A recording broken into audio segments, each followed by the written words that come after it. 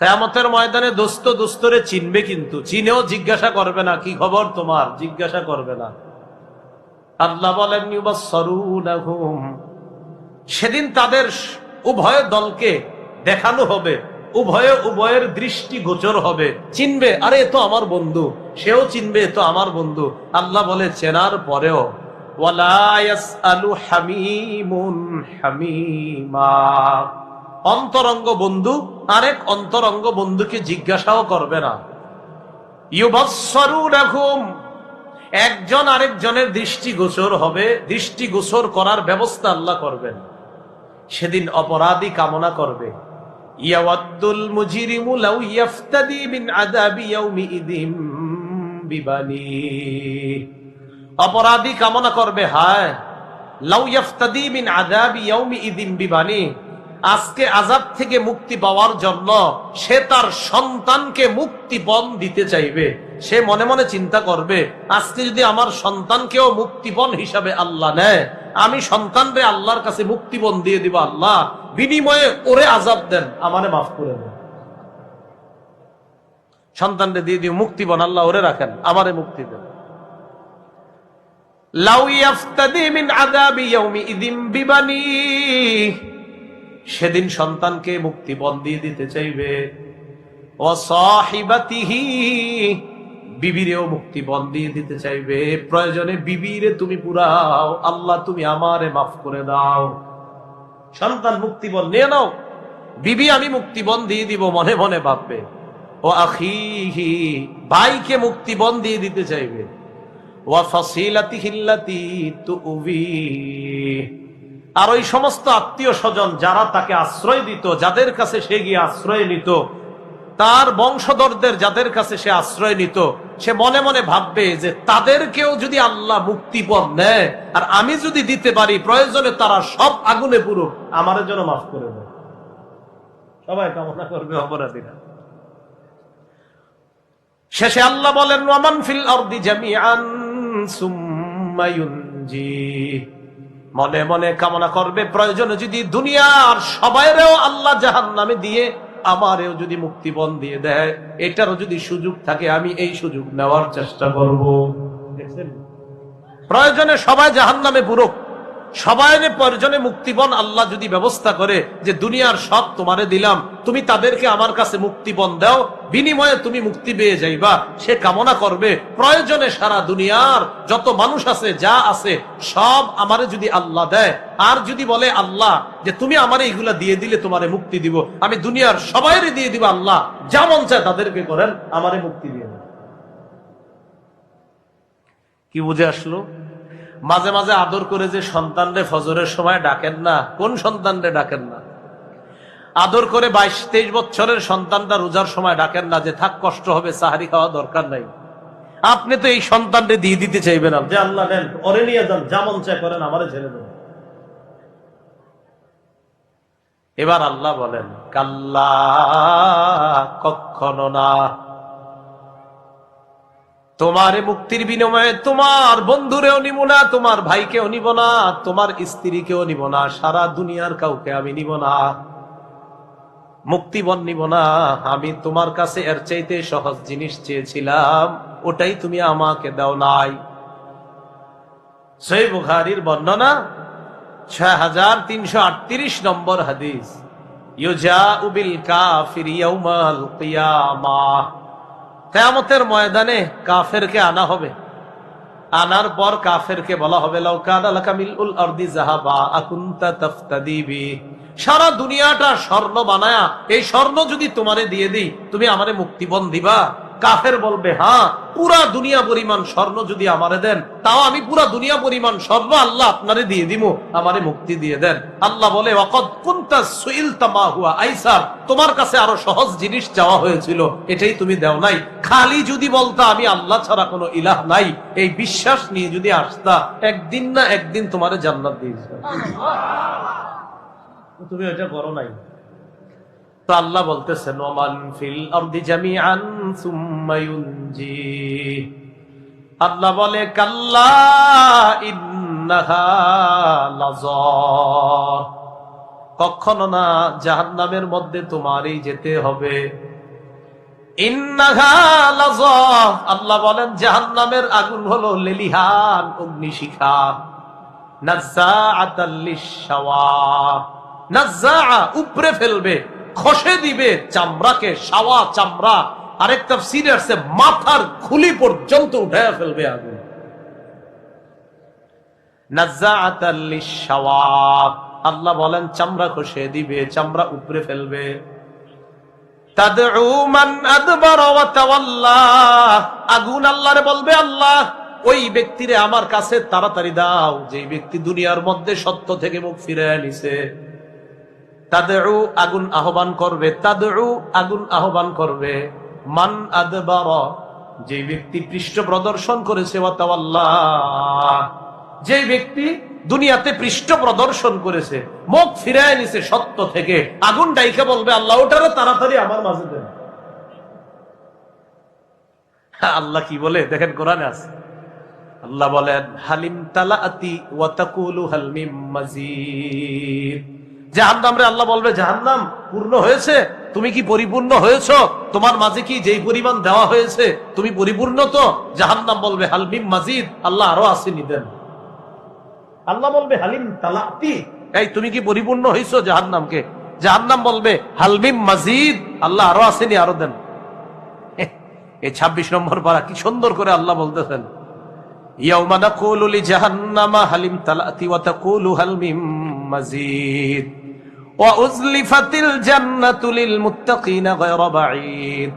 সূরা কাফের 30 নম্বর আয়াতে আল্লাহ বলেন, ইয়াউমা নাকুলু লিজাহান্নাম, যেদিন আমি জাহান্নামকে বলবো হালিম তালাতি, এই জাহান্নাম হয়েছে তোমার, পরিপূর্ণ হয়েছে, আরো লাগবে? জাহান্নাম বলবে হাল মিন মাজিদ, আল্লাহ আরো আছে, আরো দেন। তো বলছিলাম পুরা দুনিয়া দিয়েও মাপ পাওয়া যাবে না। ছেলে দিবেন না, মাপ পাওয়া যাবে না। যে ছেলে নিয়ে নাও আল্লাহ, মেয়ে নিয়ে নাও, আমার স্ত্রী নিয়ে নাও, আমার ভাই নিয়ে নাও, আল্লাহ দুনিয়ার সব নিয়ে নাও, আমারে মুক্তি দিয়ে দাও, এদেরকে যেমন চায় করো, আমারে আযাব দিও না। আল্লাহ কয় কাল্লা, কখনো না, ইন্নাহা লাযা, এটা লেলিহান অগ্নিশিখা, নাজ্জাআতাল লিশশাওয়া, তোমার শরীরের সব চামড়া উপরে ফেলবে, মাথার খুলি পর্যন্ত এটা উপরে ফেলবে। তাদউ মান আদবারা ওয়া তাওয়াল্লা, জাহান্নাম ডাকবে ওই ব্যক্তিকে যেই ব্যক্তি সত্য থেকে, কোরআন থেকে পৃষ্ঠ প্রদর্শন করছে, ওয়া তাওয়াল্লা, মুখ ফিরিয়ে নিয়েছে, এটাকে পিছনে রাখছে। ওয়া জামাআ ফাআউআ, আল্লাহ বলেন জাহান্নাম ওই ব্যক্তিকেও ডাকবে যেই ব্যক্তি সম্পদ জমা করছে, করার পর ফাআউআ, সম্পদটা সযত্নে ব্যাংকে রেখে দিছে। না, ব্যাংকে রাখা সমস্যা না, সযত্ন রাখছে মানে যাকাত দেয় নাই, সদকা দেয় নাই, দান সদকা করলে ঠিক আছে। ফাআউআ, সযত্নে রেখে দিছে, যে আমি যাকাত দেই নাই, বেঁচে গেছি, আমি সদকা করি নাই, বেঁচে গেছি, আমার বোনের হক দেই নাই, বেঁচে গেছি, আমার ভাইরে ঠকাইছি, বেঁচে গেছি। আল্লাহ কয় না, জাহান্নাম তাকে ডাকবে জামা, যে জমা করেছে, ফাআউআ, সযত্নে রেখে দিয়েছে সম্পদ, যে বোনেরে না দিয়া বেঁচে গেছি, আমি এটা ঠিক করছি। আল্লাহ বলে না, তোমাকে জাহান্নাম ডাকবে। কথাগুলো বুঝে আসছে সবার? সযত্নে রেখে দিছে, যাকাত দেয় না, বোনের হক দেয় না, ভাইয়ের হক দেয় না। এবার আল্লাহ বলেন ইন্নাল ইনসানা খুলিকা হালুআ, মানুষকে সৃষ্টি করা হয়েছে অস্থির করে। মানুষ একটু অস্থির না সবাই? আরে থুর, এরকম না, মানুষ অস্থির, অস্থির রূপে সৃষ্টি করা হয়েছে। ইযা মাসসাহুশ শাররু জাযুআ, মানুষকে যখন বিপদ স্পর্শ করে, জাযুআ, মানুষ অস্থির হয়ে যায়, জ্বরে অস্থির হয়ে যায়, ঠান্ডায় অস্থির হয়ে যায়, কাশে অস্থির হয়ে যায়, হয়নি? অস্থির, সুর ভাল লাগে না, কারেন্ট 10 মিনিট না থাকলে কি অবস্থা, এখন মন খারাপ লাগে, কি হয়নি? অস্থির। ইযা মাসসাহুশ শাররু জাযুআ, কয় বিপদ তার স্পর্শ করলে জাযুআ, সে অস্থির হয়ে যায়। ওয়া ইযা মাসসাহুল খায়রু মানুআ, আর যদি কল্যাণ তাকে স্পর্শ করে, টাকা পয়সা যদি তার কাছে আসে, মানুআ, তখন সে কি প্রণতা করে, কয় যাক আলহামদুলিল্লাহ খুব ভালো আছি, অথচ যখন একটু খারাপ অবস্থা অস্থির, থুর আমার এটা হয় না কা, ওটা হয় না কা। আল্লাহ কয় যেই তার এটা হয় ওটা হয় মানুআ, অমনি সে কৃপণ হয়ে যায়।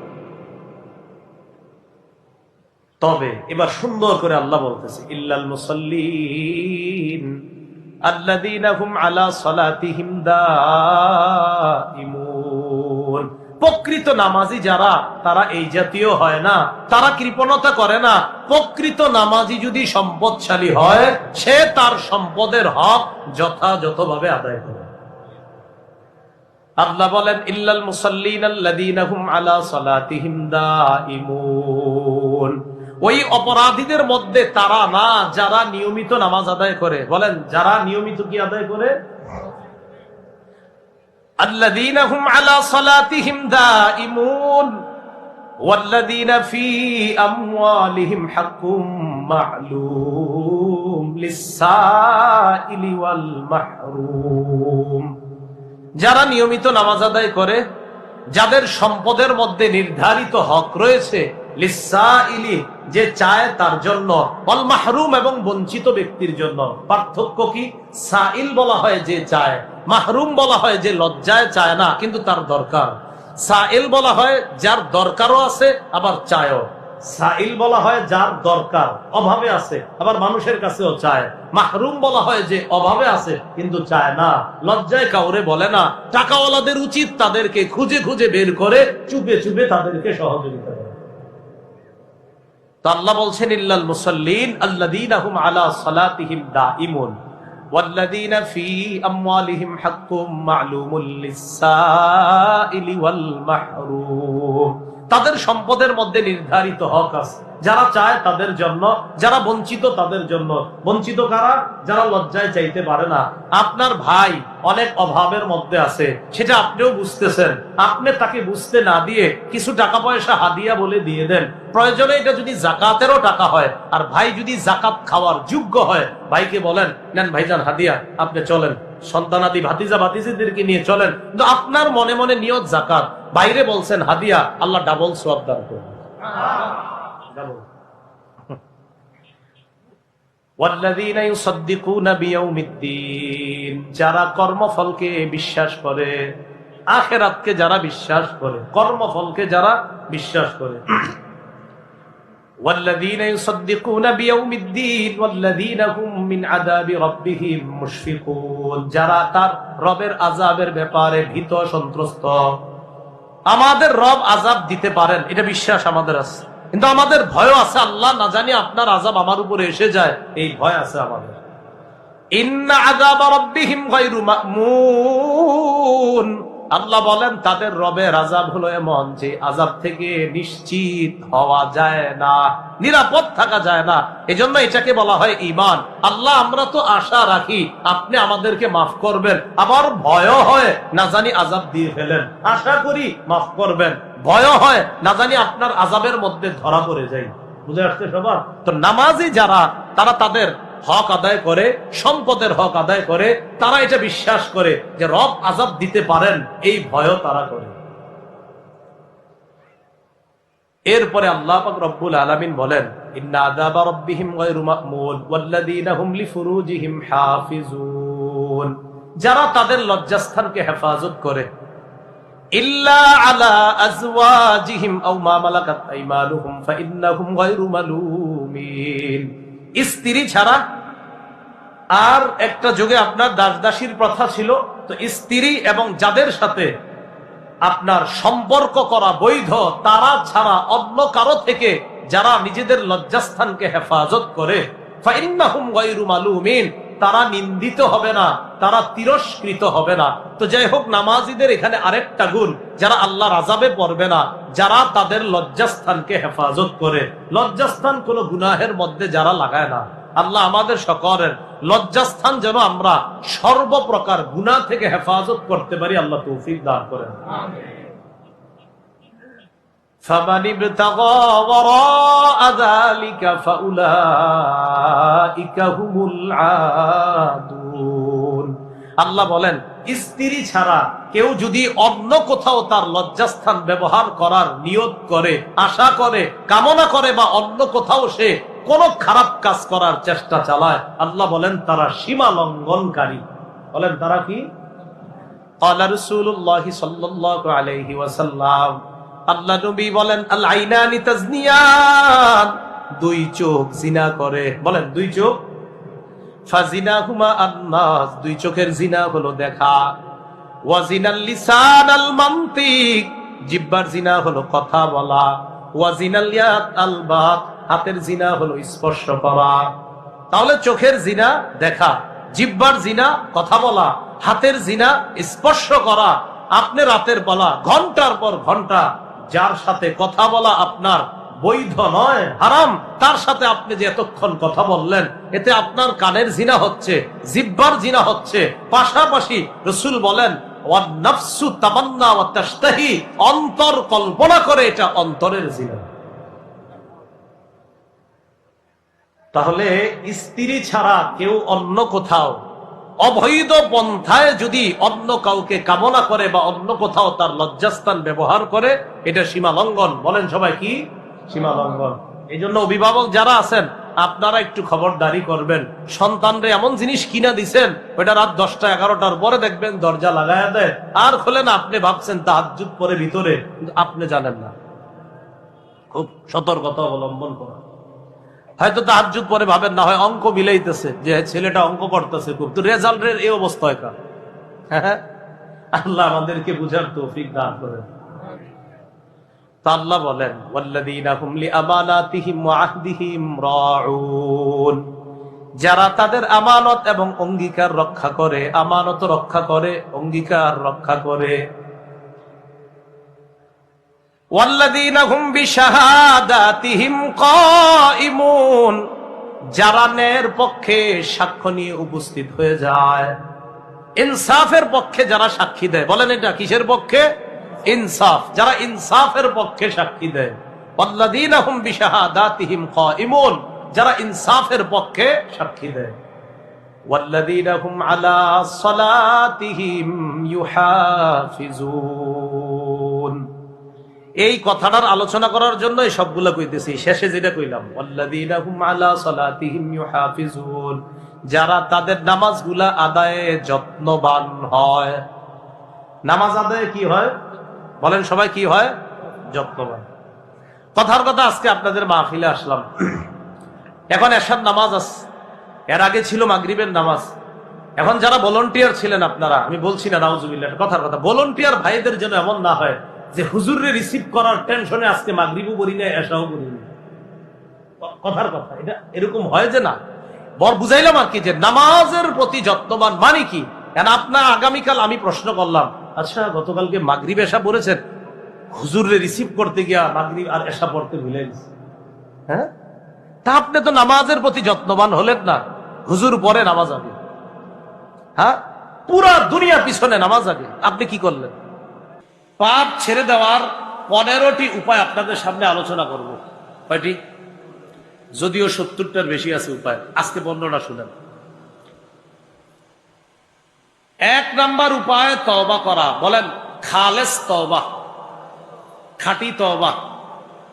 এই তওবাকে বলা হয়, বলেন এই তওবাকে বলা হয় তাওবাতুন নাসুহা। তাহলে এই তওবাটাকে কি বলা হয়? তওবায়ে নাসুহা।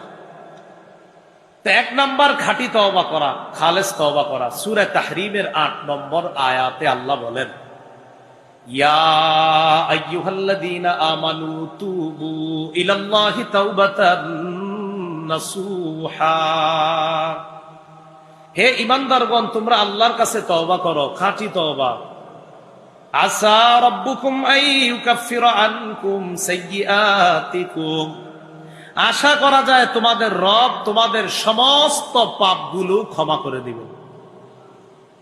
ওয়ায়ুদখিলাকুম জান্নাত, তোমাদেরকে জান্নাতে প্রবেশ করাবেন। ইবনে মাজার বর্ণনা 4250 নম্বর হাদিস। ক্বালা রাসূলুল্লাহ সাল্লাল্লাহু আলাইহি ওয়াসাল্লাম, আত-তাইবু মিনাজ যামবি কামান লা যামবা লাহ। গুনাহ থেকে যে ব্যক্তি তওবা করে, সে কেমন যেন এমন হয়ে যায় তার কোনো গুনাহই নাই।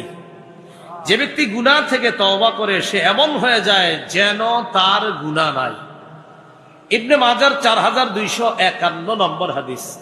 قال رسول الله صلى الله عليه وسلم كل بني آدم خطاؤون وخير الخطائين التوابون। রাসূলুল্লাহ সাল্লাল্লাহু আলাইহি সাল্লাম বলেন, সমস্ত আদম সন্তান পাপী। এই পাপীদের মধ্যে তারাই দামি, তারাই শ্রেষ্ঠ যারা তওবাকারী। আদম সন্তান পাপ করবে, এই পাপ করে যারা, তাদের মাঝে তারা দামি, তারা শ্রেষ্ঠ যারা পাপ করার পর তওবা করে।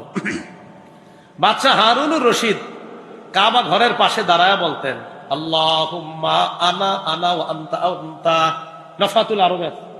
নফাতুল আরবে আছে ঘটনাটা দেখবেন, হ্যাঁ, আল্লাহুম্মা আনা আনা ওয়া আনতা আনতা। বাদশা হারুনুর রশিদ বলতেন, আল্লাহ আমি আমি, তুমি তুমি।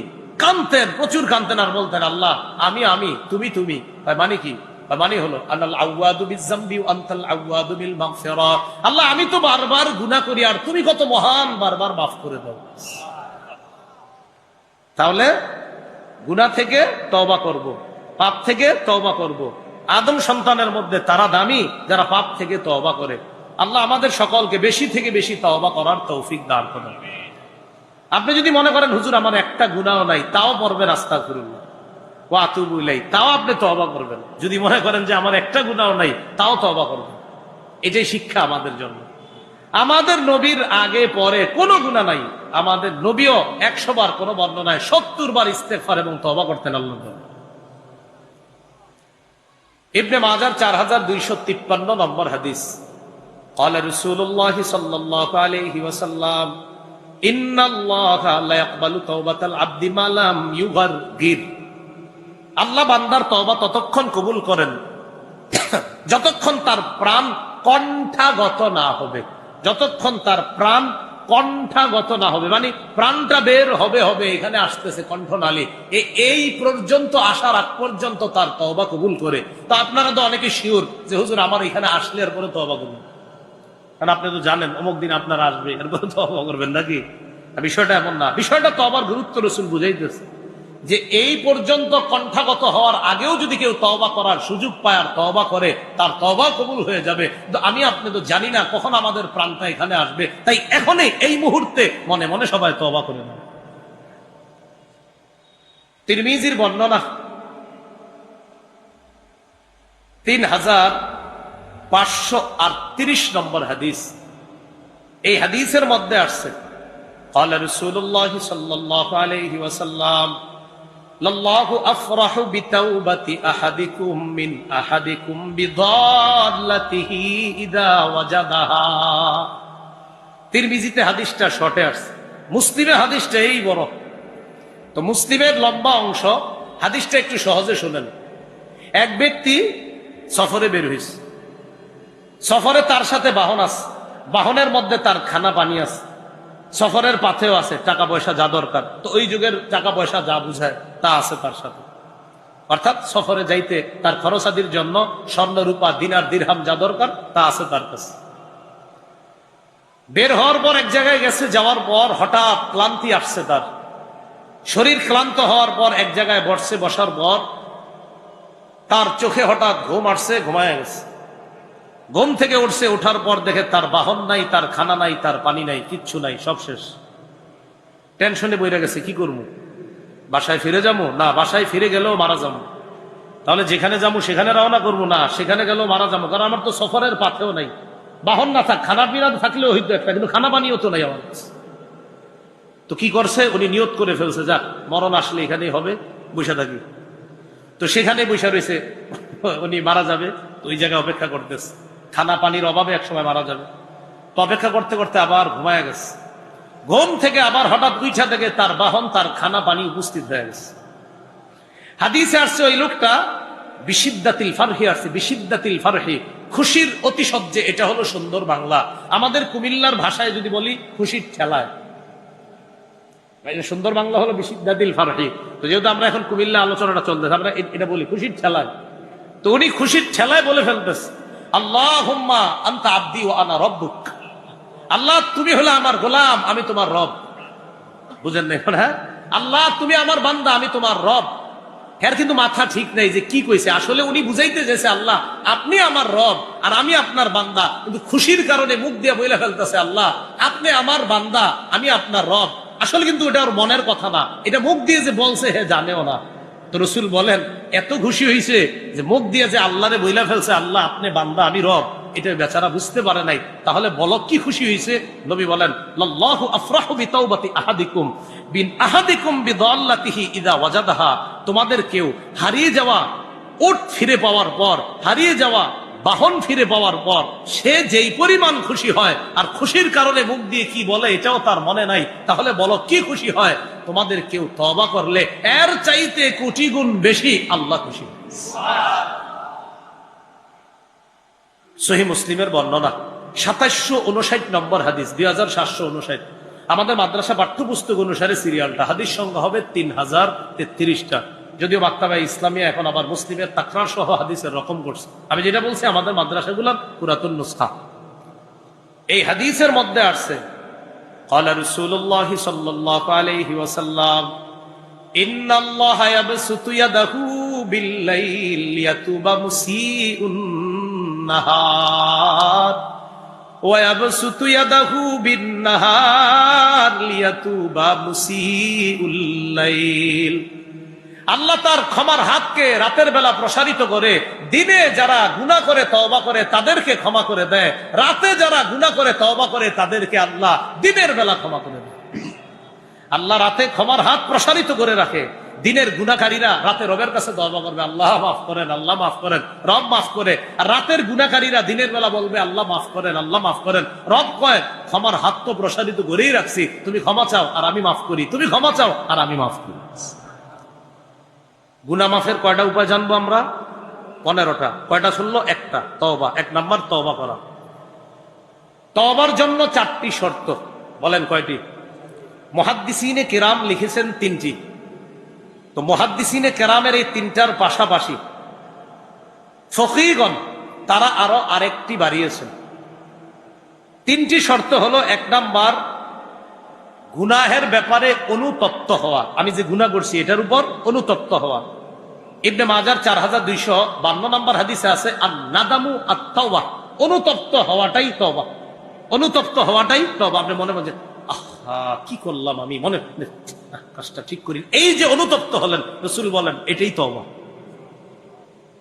তাহলে 1 নাম্বার গুনার ব্যাপারে অনুতপ্ত হওয়া। 2 নাম্বার গুনাহ থেকে ফিরে আসা, গুনাহ থেকে ফিরে আসা, একটা অনুতপ্ত হবেন, 2 ফিরে আসা। 3 নাম্বার প্রতিজ্ঞা করা আমি ভবিষ্যতে আর এটা করব না। তাহলে সুন্দরভাবে আরো বোঝা যায়, এইভাবে বলতে পারেন গুনাহ ছেড়ে দেওয়া, গুনার উপর তওবা করা বা অনুতপ্ত হওয়া, গুনাহ ছেড়ে দেওয়া, অনুতপ্ত হওয়া। আরেকটা হলো আমি প্রতিজ্ঞা করা ভবিষ্যতে এটি আর করব না। তাহলে গুনাহটা ছেড়ে দিলাম, 2 অনুতপ্ত হলাম, 3 প্রতিজ্ঞা করলাম আর এই গুনাহটি করব না। 4 আরেকটা বাড়িয়েছে উলামায়ে কেরামের, বিজ্ঞ উলামায়ে কেরামের আরেক দল, যদিও এটাই জরুরি ছিল 4 নাম্বারটা। বান্দার হক নষ্ট করা জাতীয় গুনাহ যদি থাকে তো ওই বান্দার কাছ থেকে মাপ চেয়ে নেওয়া। বান্দার হক নষ্ট করছেন আপনি, তো আপনি এতক্ষণ যে 3 শর্ত জানলেন, এই 3 শর্ত হলো আল্লাহর হক নষ্ট করার, যেটা নাফরমানি করছেন, তো রব এই 3 শর্তে ক্ষমা করবে যে আমি আর এই গুনাহ করব না, আমি অনুতপ্ত হইলাম, আমি গুনাহ ছেড়ে দিলাম, তো রব ক্ষমা করে দিবে। তো আরেকটা হলো বান্দার হক নষ্ট করছেন, এটা রব ক্ষমা করবে না। তো যাদের হক নষ্ট করা হয়েছে তাদের কাছ থেকে ক্ষমা চেয়ে নেওয়া, এই হলো গুনাহ মাফের 1 নাম্বার উপায়, তওবা করা। আল্লাহ আমাদের সকলকে তওবাতুন নাসুহ যেটাকে বলা হয়, খাঁটি তওবা করে যেন আমরা একদম গুনাহ থেকে নিষ্পাপ হয়ে যেতে পারি, আল্লাহ তৌফিক দান করেন। 2 নাম্বার বেশি বেশি ইস্তেগফার পড়া। একটু বলি আমরা আস্তাগফিরুল্লাহ, আস্তাগফিরুল্লাহ। এটা পড়তে কি কষ্ট হয়? এটা পড়বেন সবসময়। কৃষিকাজ করেন পড়বেন, বাসে বৈশা রয়েছেন পড়বেন।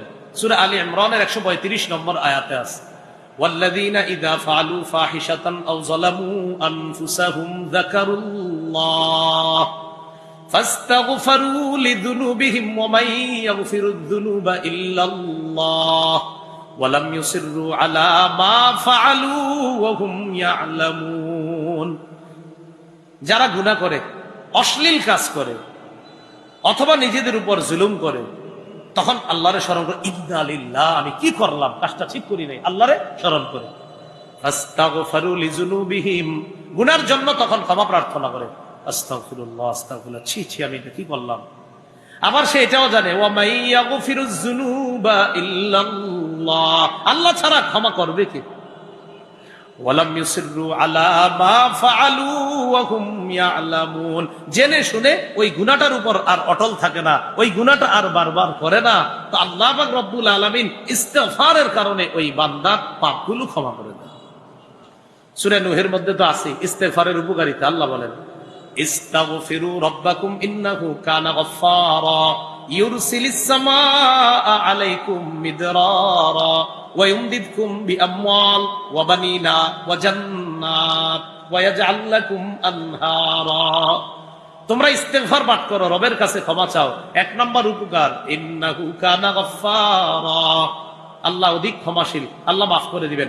বিশ্বাস করেন, ইস্তিগফার যত পড়বেন গুনাহ তত ঝরবে। আর আজকে তালেবে ইলমের অনেক বেশি, মাদ্রাসা ছাত্র সংখ্যাও বেশি, কারণ মাদ্রাসা বন্ধ। ইস্তেগফার যত পড়বেন গুনাহ তত ঝরবে, গুনাহ যত ঝরবে মেধা তত বাড়বে। এজন্য বেশি ইস্তেগফার পড়া আর গুনাহ ঝরানো, আর গুনাহ ঝরলে মেধা বাড়বে। আর খালি ইলেকট্রনিক মিডিয়া থেকে একটু দূরে থাকবেন, তো দেখবেন মেধা কত ভালো থাকে।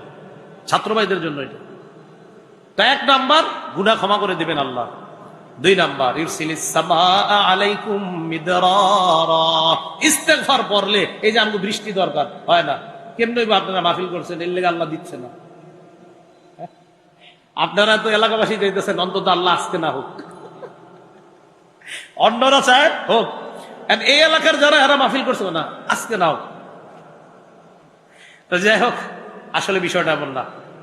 আল্লাহ যখন বৃষ্টি দিবে আমরা খুশি, এটা আমাদের মাহফিল এটা হোক না হোক এটা না, আল্লাহ যেটা খায়ের মনে করবে, মঙ্গল মনে করবে, সেটাতে আমরা খুশি। হ্যাঁ, ঠিক না?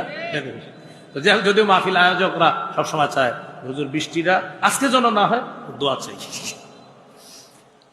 তো ইস্তিগফার পড়লে দুই নাম্বার উপকার, ইরসিলিস সামাআ আলাইকুম মিদরারা, আসমান থেকে মুষলধারে বৃষ্টি। এটা তার উদ্দেশ্য এখানে রহমত, বৃষ্টির মতো রহমত আল্লাহ নাজিল করবেন।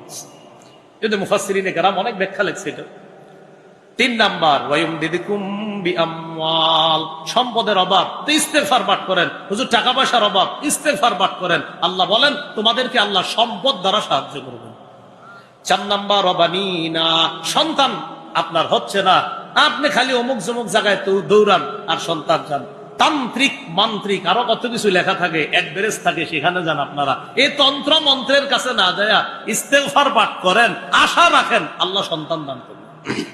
আরে বানিনা বলছে তো আল্লাহ, তো কেন ইয়াকিন করবো না আমরা? আল্লাহ তো বলছে বানিনা, সন্তান দ্বারা সাহায্য করবেন।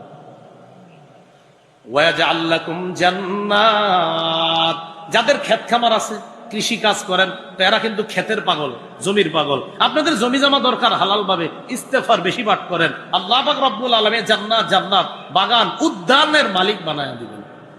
এখানে প্রথম তাফসীর হলো দুনিয়াতে, দুনিয়াতে উদ্যান। ওই যে জাতিকে আল্লাহ বলছে তাদেরকে আল্লাহ ওয়াদা করছে, তোমাদের তো বাগান দরকার, উদ্যান দরকার, আমি আল্লাহ তোমাদেরকে উদ্যান বাগান দেওয়ার, বাগান দিয়ে সাহায্য করার ওয়াদা করলাম।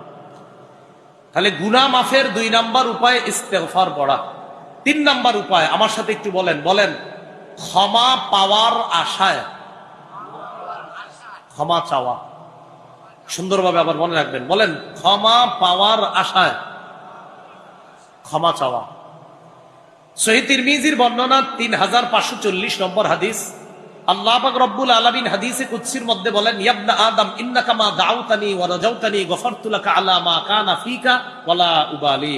হে আদম সন্তান, তুমি যতক্ষণ ক্ষমার আশায় আমাকে ডাকতে থাকো। আবার বলছি, আল্লাহ বলেন তুমি যতক্ষণ ক্ষমার আশায় আমাকে ডাকতে থাকো, আমি তোমাকে ততক্ষণ ক্ষমা করতেই থাকবো। আর আমি আল্লাহ এতে কোনো পরোয়া করি না। আমার বান্দা ক্ষমার আশায় আমারে ডাকবে আর আমি ক্ষমা করব না, এটা হতে পারে না। তুমি ক্ষমার আশায় যতবার ক্ষমা চাও আমি ততবার তোমাকে ক্ষমা করি, এতে আমি আল্লাহ কারো পরোয়া করি না। এরপরে আল্লাহ বলেন, ইয়া আদম লাউ বালাগাত যুনুবুকা আনানাস সামা সুম্মা ইস্তাগফারতানি গফারতু লাকা আলা মা কানা ফিকা ওয়ালা উবালি। আকাশের চূড়ায় গিয়ে যদি তোমার গুনাহ পৌঁছে যায়, আর তুমি যদি আমার কাছে ক্ষমা চাও, ক্ষমার আশায় আমি এই পরিমাণ গুনাহও তোমাকে মাফ করে দিতে আমি আল্লাহ কারো পরোয়া করি না। তাহলে 1 নাম্বার তওবা করা, 2 নাম্বার ইস্তেগফার করা, 3 নাম্বার ক্ষমা পাওয়ার আশায় ক্ষমা চাওয়া, 4 নাম্বার গুনাহ মাফের উপায় রাসূলুল্লাহ সাল্লাল্লাহু আলাইহি সাল্লামের অনুসরণ করা। তো এই যুগে অনুসরণ হলো রাসূলের সুন্নাহের অনুসরণ করা। সূরা আলী ইমরানের 31 নম্বর আয়াতে আল্লাহ বলেন, কুল ইন কুনতুম তুহিব্বুনাল্লাহ ফাত্তাবিউনি ইউহিব্বুকুমুল্লাহ ওয়া ইয়াগফির লাকুম যুনুবাকুম। নবী আপনি বলেন, তোমরা যদি আল্লাহকে ভালোবাসো, ফাত্তাবিউনি, তোমরা যদি আল্লাহকে ভালোবাসো, ফাত্তাবিউনি, তাহলে আমি নবীর অনুসরণ করো। লাভ কি? ইউহিব্বুকুমুল্লাহ, আল্লাহ তোমাদেরকে ভালোবাসবেন। ওয়া ইয়াগফির লাকুম যুনুবাকুম, তোমাদের গুনাহগুলো আল্লাহ মাফ করে দিবেন। তাহলে রাসূলের সুন্নাহের অনুসরণ যদি প্রকৃতভাবে করতে পারি, আল্লাহ গুনাহ মাফ করবেন। সুন্নাহের প্রকৃত অনুসরণ করার জন্য আলেমদের সংস্রবে যাওয়ার কোনো বিকল্প নেই। আলেমদের কাছে যাইতে হবে, তাদের কাছে গিয়ে শিখতে হবে। গুনাহ মাফের 5 নাম্বার উপায় আজান দেওয়া। কি দেওয়া? এখন কি হইতেছে? আর গুনাহ মাফের 5 নাম্বার উপায়ও কি? কি এক মিলে গেল বিষয়টা। গুনাহ মাফের 5 নাম্বার উপায় আজান দেওয়া। আবু দাউদ শরীফের 512 নম্বর হাদিসে আসছে, আল মুআজ্জিনু ইউগফারু লাহু মাদা সাউতিহি, মুয়াজ্জিনের আজানের আওয়াজ যত দূর পর্যন্ত যাবে এই পরিমাণ পর্যন্ত তার গুনাহ মাফ করে দেওয়া হবে। তার মানে গুনাহ মাফের একটা মিটার বুঝানো হয়েছে, ও প্রচুর গুনাহ তার মাফ করে দেয়। এজন্য সবাই আজান দেওয়ার চান্স নিবেন, বাকি বিশুদ্ধভাবে, অশুদ্ধভাবে না। বিশুদ্ধভাবে আজান শিখে আজান দিবেন এই নিয়তে যেন গুনাহ মাফ হয়। এজন্য মুয়াজ্জিন শব্দের যে ফজিলত, আমার একটা বয়ান আছে আপনারা দেখছেন, এটা আজান সম্পর্কে, যে হয়রান করার মতো ফজিলত মুয়াজ্জিন শব্দ। কিন্তু আমাদের দেশে মুয়াজ্জিনের চাকরি যে করে উনিও কয় না আমি মুয়াজ্জিন। আবার যে মেয়ে বিয়ে দেয় উনিও কয় না আমার মেয়েটাকে মুয়াজ্জিনের কাছে বিয়ে দিন। আবার কারো সন্তান যদি মুয়াজ্জিনের চাকরি করে উনিও বলেন আমার ছেলে মুয়াজ্জিন। কেন বলেন না? হ্যাঁ, এগুলা অন্যায়, এগুলা ঠিক না। মুয়াজ্জিনের কথা কেন বলবেন না? ওমান আহসানু কাওলাম মিম্মান দাআ ইলাল্লাহি ওয়া আমিলা সালিহান। 2 নাম্বার ব্যাখ্যা। 1 নাম্বার এই আয়াতের উদ্দেশ্য মুহাম্মদ সাল্লাল্লাহু আলাইহি সাল্লাম, 2 নাম্বার উদ্দেশ্য মুয়াজ্জিন সাহেব। এই আয়াতে 2 নাম্বার উদ্দেশ্য মুয়াজ্জিন সাহেব বলে আমাদের আয়েশা সিদ্দিকা বলছে। এই আয়াতের দ্বিতীয় উদ্দেশ্য আল মুআজ্জিনুনা সুলাহা, মুয়াজ্জিন সাহেব। তাহলে মুয়াজ্জিন, আমি এটা বলতে লজ্জা করব না, মুয়াজ্জিন এটা ঝামেলা আছে। আর দেশের মানুষ, এলাকার মানুষ আমার মুয়াজ্জিনই করো,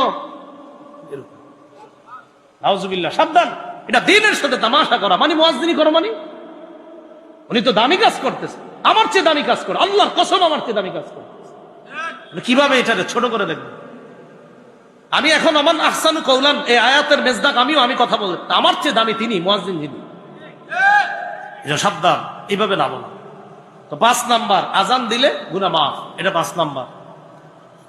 6 নাম্বার যদি পারেন আজকে এশার নামাজের পর অতিরিক্ত 2 রাকাত নামাজ পড়বেন। কথার কথা আজকে বলছি, আপনি আজকে জরুরি না, কালকে পড়েন, যখন পারেন 2 রাকাত নামাজ পড়া।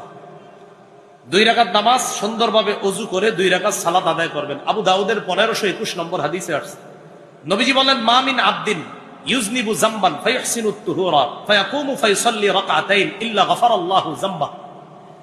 কোন ব্যক্তি গুনাহ করছে, গুনাহ করার পর সুন্দরভাবে ওযু করছে, ওযু কইরা 2 রাকাত নামাজ পড়ছে, নামাজ পড়তে দেরি, তার গুনাহ মাফ হইতে দেরি হয় না, আল্লাহ গুনাহগুলো মাফ করে দেন। 7 নাম্বার 5 ওয়াক্ত ফরজ নামাজ আদায় করা। সহিহ বুখারীর বর্ণনা 526 নম্বর হাদিস, এক ব্যক্তি নবীর কাছে এসে কয় হুজুর আমি অপরাধ করছি, আমি শেষ। ওই মুহূর্তে আল্লাহ সূরা হুদের 114 নম্বর আয়াত নাযিল করে দিয়েছে, ওয়াকিমিস সালাতা তারাফাইন নাহারি ওয়া যুলাফাম মিনাল লাইল। দিনের 2 অংশে সালাত আদায় করো, রাতের কিছু অংশে, মানে ফজর থেকে একদম এশা পর্যন্ত এই নামাজ আদায় করো। ইন্নাল হাসানাত, ইন্নাল হাসানাত, এই জায়গা ইন্নাল হাসানাত, এই 5 ওয়াক্ত নামাজ ইউযহিবনাস সাইয়্যাত, পাপগুলোকে ক্ষমা করে দেয়। তুমি যেই পাপ করে আসছো, ওই যে এক ব্যক্তি আসছে, তুমি 5 ওয়াক্ত নামাজ ঠিকমতো পড়ো, আল্লাহ এই পাপ মাফ করে দিবেন। ওই সাহাবী নবীজিরে বললেন হুজুর আলিয়া হাজা, এটা কি শুধু আমার জন্য এই বৈশিষ্ট্য? নবী বললেন না, লিজামিই উম্মতি কুল্লিহিম, আমার সব উম্মতের জন্য এই বৈশিষ্ট্য। 8 নাম্বার জামাতের সাথে নামাজ পড়া। বলি কিসের সাথে? জামাতের সাথে নামাজ পড়া। এটা বুখারীতে আসছে, আবু দাউদে আসছে, মুসলিম শরীফে আসছে 2764 নম্বর হাদিস। এক ব্যক্তি নবীজির কাছে আসছে, আয়েশা বলে আসাবতু হাদ্দান ফাআকিমহু আলাইয়া, হুজুর আমি এমন অপরাধ করছি যে অপরাধে আমাকে হদ প্রয়োজন, হদ আমার উপর ইসলামী শাস্তি বিধান এটা প্রয়োগ করা দরকার। এই মুহূর্তে নামাজের সময় হয়ে গেছে, নবীজি নামাজে দাঁড়াইছে, নামাজে দাঁড়ানোর পর নামাজ শেষ, ওই ব্যক্তি আবার কয় হুজুর আমার বিষয়টা কি জানি তুমি? কয় হুজুর আমি ওই যে পাপ করছি আপনার কাছে আসছি। হাদরতাস সালাতা মা'ানা, আমাদের সাথে নামাজ পড়ছো? কয় জি। ও আমাদের সাথে নামাজ পড়ছো জামাতে? কয় জি। কয় গুফিরা লাকা, তোমাকে মাফ করে দেওয়া হয়েছে। জামাতের সাথে নামাজ আদায় এগুলাও কিছু গুনাহ মাফের কারণ। 9 নাম্বার, পাপ হয়ে গেলে, বলেন পাপ করলে কই নেই, আমি বলছি পাপ হইলে, পাপ তো করবো না ইনশাল্লাহ, পাপ হয়ে গেলে সাথে সাথে একটা ভালো কাজ করা। তিরমিজির বর্ণনা 1987 নম্বর হাদিস, নবী তার সাহাবী আবু যর গিফারীকে বলেন, ইত্তাকিল্লাহা হাইসুমা কুনতা ওয়া আতবি'is সাইয়্যাতাল হাসানাতা তামহুহা। আবু যর যেখানে থাকো আল্লাহকে ভয় করো, খারাপ হয়ে গেলে সাথে সাথে একটা ভালো কাজ করবা, তোমার ভালো কাজটা ওই খারাপ কাজকে মিটাইয়া দিবে। কয় নাম্বার গেল? 8 না 9 গেল। 10 নাম্বার, জিকিরের মজলিসে বলা, একবার সুবহানাল্লাহ বলেন। আপনারা এখন বসা জিকিরের মজলিসে, সুবহানাল্লাহ। জিকিরের মজলিসে বসলেও গুনাহ মাফ। সহিহ বুখারী 6408 নম্বর হাদিস, লম্বা হাদিস। আমাদের এই পুরা মজলিসকে ফেরেশতারা বেষ্টন করে প্রথম আসমান পর্যন্ত চলে গেছে। আল্লাহ তাদেরকে লম্বা প্রশ্ন করে, সর্বশেষ আল্লাহ বলে, ইশহাদু আন্নী কদ গফরতু লাহুম, সাক্ষী থাকো আমি তাদেরকে মাফ করে দিলাম। 11 নাম্বার, বেশি বেশি জিকির করা। কি করা? জিকির করলেও গুনাহ মাফ। যেমন সহিহ বুখারী একটা বর্ণনা আসছে 6405 নম্বর হাদিস, মান ক্বালা ফিল ইয়াউমি মিআতা মাররা সুবহানাল্লাহি ওয়া বিহামদিহি, কেউ যদি দিনের বেলা 100 বার পড়ে সুবহানাল্লাহি ওয়া বিহামদিহি, সুবহানাল্লাহি ওয়া বিহামদিহি, সুবহানাল্লাহি ওয়া বিহামদিহি, বাস একটু 100 বার পড়ে, হুত্তাত খাতায়াহু ওয়া ইন কানাত মিসলা জাবাদিল বাহরি, সমুদ্রের ফেনা পরিমাণ গুনাহ আল্লাহ মাফ করে দিবেন। কত গেল? 11। 12 নাম্বার, বলেন হিম্মত করা, এটা বেশি জরুরি। বলেন হিম্মত করা। হিম্মত, আমি গুনাহ করব না, না করব না, আমি করব না, আমি করব না। হিম্মত করা, হিম্মত আপনারে আগায়া দিবে। সহিহ মুসলিমে আসছে, আল মুমিনুল কবিয়্যু খায়রুন ওয়া আহাব্বু ইলাল্লাহ মিনাল মুমিনিদ দাঈফ। তিনি কষ্ট করে গুনাহ করে না, হিম্মত করে গুনাহ করে না, আমি খালি গুনাহ করি, আমি দুর্বল মুমিন, তিনি শক্তিশালী মুমিন।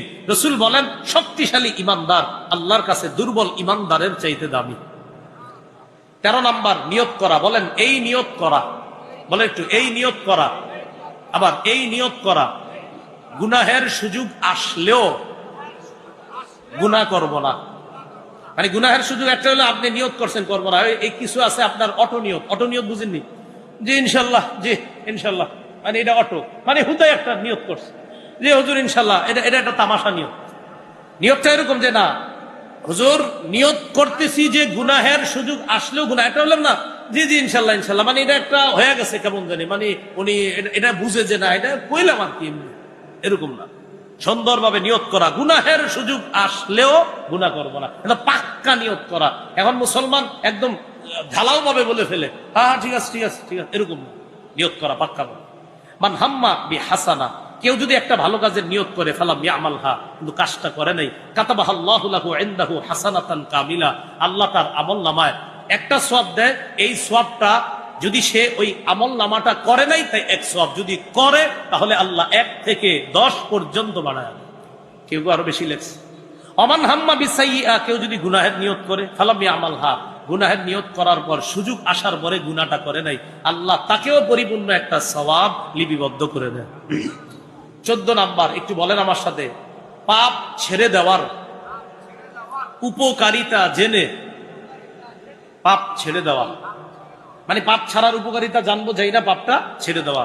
সূরা নাজিয়াতের মধ্যে আছে, ওয়া আম্মা মান খাফা মাকামা রাব্বিহি ওয়া নাহান নাফসা আনিল হাওয়া, যে ব্যক্তি তার রবের সামনে দাঁড়ানোর ভয় করে, কুপ্রবৃত্তির অনুসরণ থেকে বিরত থাকে, ফাইন্নাল জান্নাতা হিয়াল মাওয়া, জান্নাত হলো তার ঠিকানা। সুবহানাল্লাহ, আল্লাহর সামনে দাঁড়ানোর ভয়, তাই ওয়া নাহান নাফসা আনিল হাওয়া, কুপ্রবৃত্তি থেকে নফসকে বিরত রাখে, হেফাজত করে, তার ঠিকানা জান্নাত। 14 নাম্বার গুলো। 15 নাম্বার, পাপ করার ক্ষতি জেনে পাপ ছেড়ে দেওয়া। বুঝলেন? 14 নাম্বারটা বলছি পাপ ছাড়ার উপকারিতা জেনে পাপ ছেড়ে দেওয়া, আর 15 নাম্বারটা পাপ করার দ্বারা পাপ করার ক্ষতি জেনে পাপ ছাড়া। ওটা গেল ছাড়ার উপকারিতা জেনে ছাড়া, আর এটা হলো পাপ করার ক্ষতি জেনে পাপ ছাড়া। সূরা হাশরে 19 নম্বর আয়াত, ইয়া আইয়ুহাল্লাযীনা আমানুত্তাকুল্লাহ ওয়াল তানজুর নাফসুম মা কদ্দামাত লিগাদ, হে ঈমানদাররা, তোমরা আল্লাহকে ভয় করো। অলতানজুর নাফসুম্মা কদ্দামাত লিগদ, প্রত্যেকে যেন আগামীকালের জন্য চিন্তা করে সে কি পাঠাইছে। এই টেনশনে পাপগুলা ছেড়ে দেওয়ার চেষ্টা করা। 15টা ছেড়ে দেওয়ার কারণ জানলাম, আর পাপের কথা জানলাম। আচ্ছা আচ্ছা, ঠিক আছে। আল্লাহ আমাদের সকলকে পাপ মুক্ত ভাবে যেন আমরা আমাদের জীবনটা গঠন করতে পারি তৌফিক দান।